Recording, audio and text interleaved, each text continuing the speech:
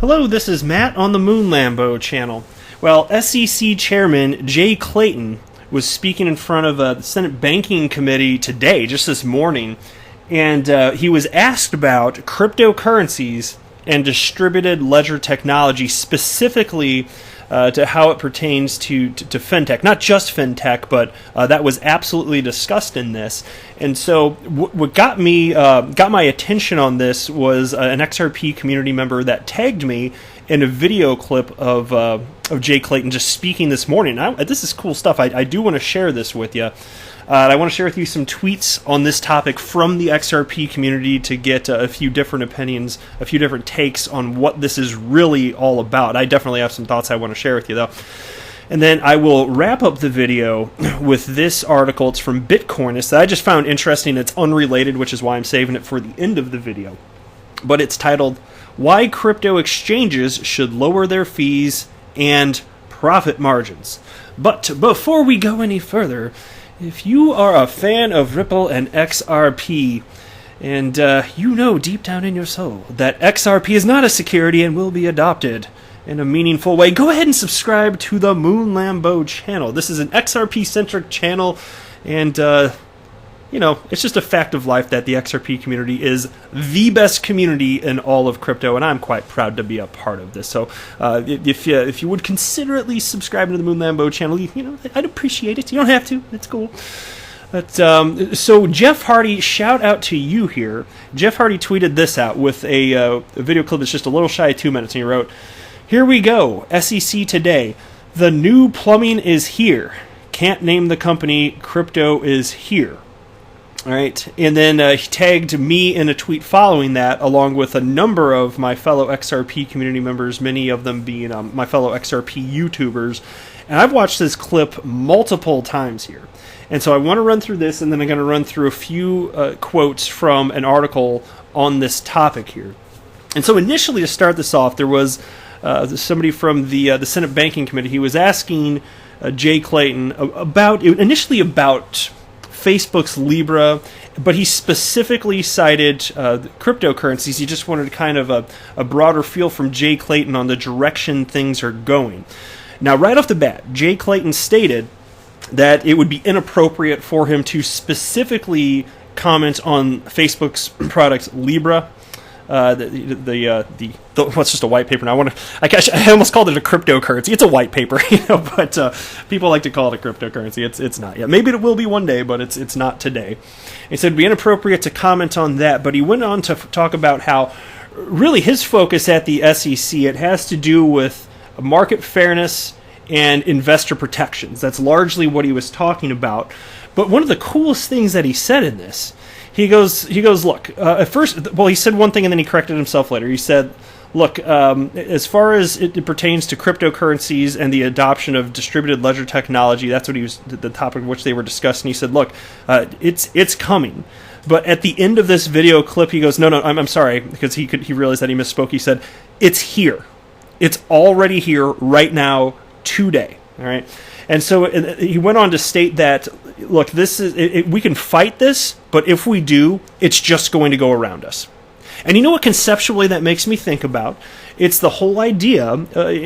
Seriously, it's a perfect parallel. If you think about the mid-'90s, there were those in the federal government, maybe not, well, certainly not a majority, saw the way things went as it pertains to adoption of the internet, but there were some that expressed concerns and wanted to fight the adoption of the internet, because what would that mean? All people have all knowledge all over the world? The dissemination of that type of information? There's all sorts of bad things that could happen on the web or nets. And there was pushback from some. And the truth of the matter is, thankfully, the United States embraced it and ended up paving the way. It was a true leader in terms of the global adoption of the internet. Had they not done that, the internet absolutely still would have gone on. It absolutely would have. And all of the economic benefits, or at least the vast majority, all the true innovation that built the internet to what it is today would have taken place in other countries.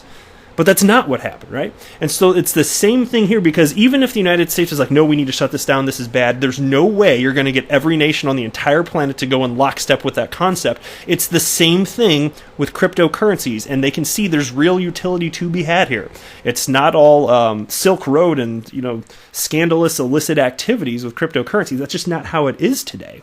That's how it started, but I'll tell you what, the internet had such non-glamorous beginnings as well. So things evolve, things change, and so I think it was a rather brilliant point to say, look, we can fight this, but it's just going to go around us. Other countries will adopt this, and he understands that that's the case, the way in which this is going to go. But he's talking specifically about the way cryptocurrencies are going to change the way that money's moved around the planet.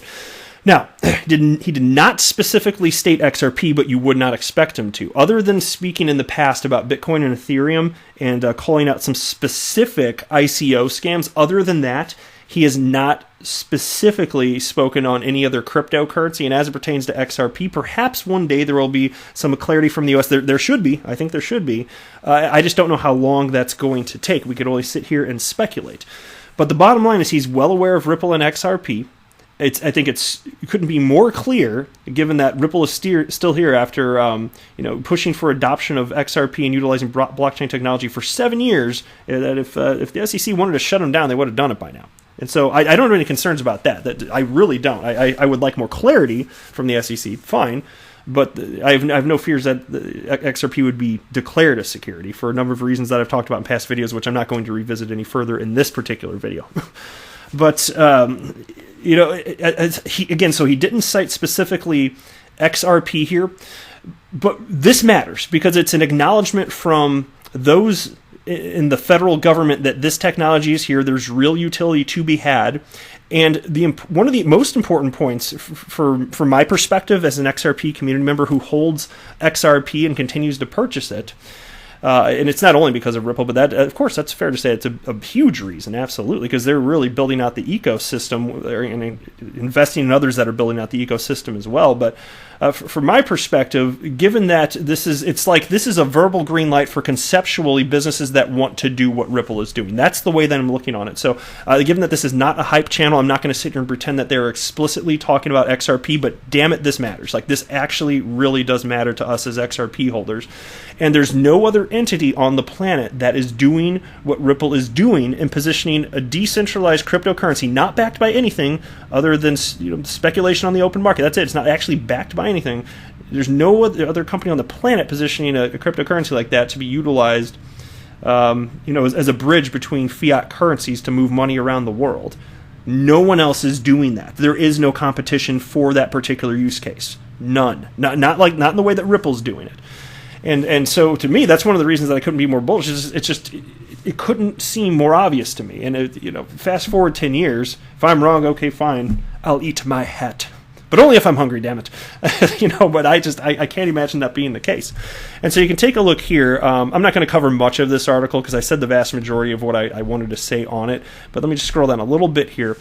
Here we go. Regarding blockchain technology, or distributed ledger technology, DLT, Clayton shared a positive note on his expectations for the new tech. And here's a quote. "I am optimistic that developments in distributed ledger technology can help facilitate capital formation, providing promising investment opportunities for both institutional and Main Street investors." Main Street investors. That's you and me, buddy.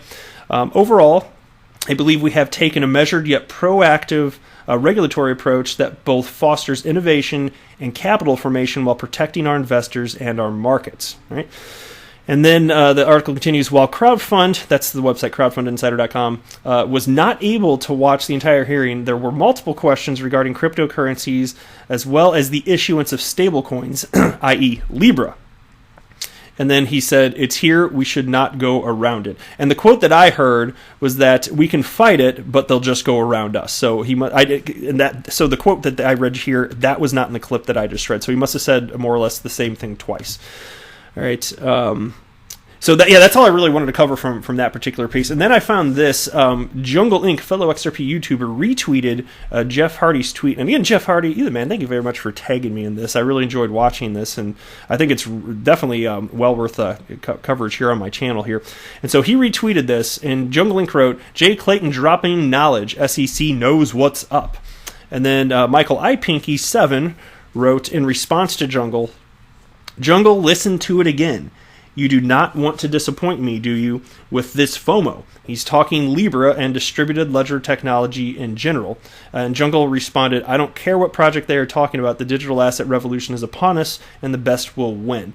And so I disagree with what Michael iPinky stated there. I think it was very clear. It was in the video clip that I cited, the less than 2-minute video clip. And so Jay Clayton did state that he's not going to comment about Libra.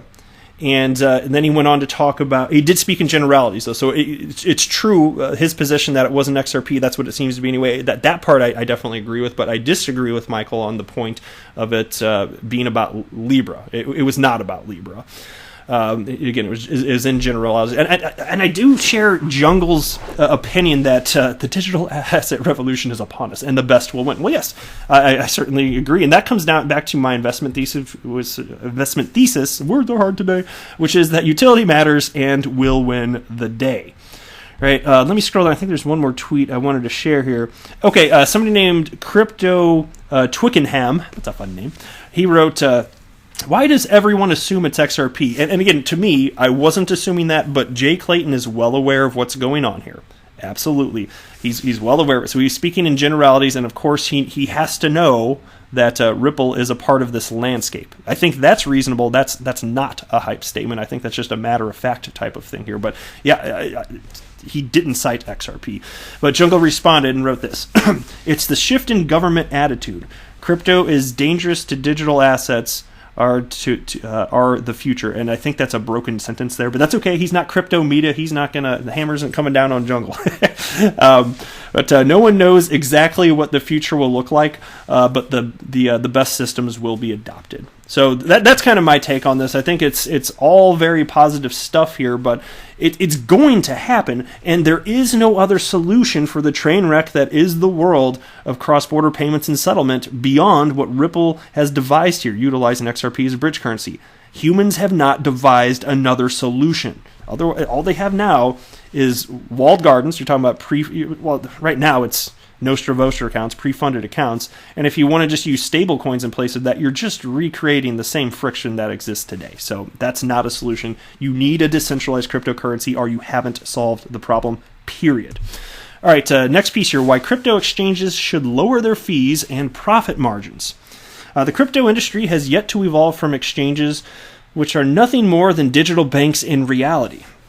A couple are taking bold moves to slash their fees, but how many others will follow, and how will it affect the wider crypto industry?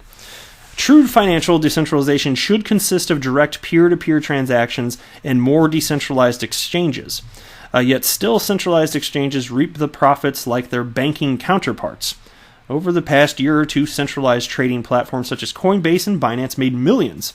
Profits for Binance are easy to estimate, considering the exchange burns 20% of its profits every quarter. The last time this happened was in October this year, when 2 million BNB went up in smoke, which equates to an estimated third quarterly profit of $185 million. Coinbase is a little coyer when it comes to the firm's vast earnings from some of the highest fees and spreads in the industry. Reports estimated that it cleared $1 billion in 2017 and made around $520 million in revenue in 2018, despite a massive bear market. See, that's the thing. As far as the buying, even in a bear market, look, if exchanges are being used, even if it's to sell, these exchanges are making money on the buying and selling. It doesn't matter as much to them. They just want volume. But anyway, in October, the company updated its fee structure to effectively punish the low-volume traders and favor the big boys with fiat wallets. Bitfinex also has different rates for makers and takers depending on volume. And there's another financial institution that does exactly that, a bank, right? And so these two leaders are not the only ones with inordinate fees, spreads, and charges for deposits, withdrawals, conversions, and trading. This is exactly the antithesis of cryptocurrency, which was envisioned by Satoshi Nakamoto a decade ago by him, to break free of banks, showed a need for that anyway. So here's a quote: "Banks must be trusted to hold our money and transfer it electronically, but they lend it out in waves of credit bubbles with barely a fraction in reserve. Their massive overhead costs make micropayments impossible." So look, with decentralized exchanges, maybe we'll get there. I just found this piece interesting, but it's going to take a while. But that's it for this video. I am not a financial advisor. Do not buy or sell anything because of anything I say or write, because that would be a very, very, very bad idea. Until next time, to the moon, Lambo!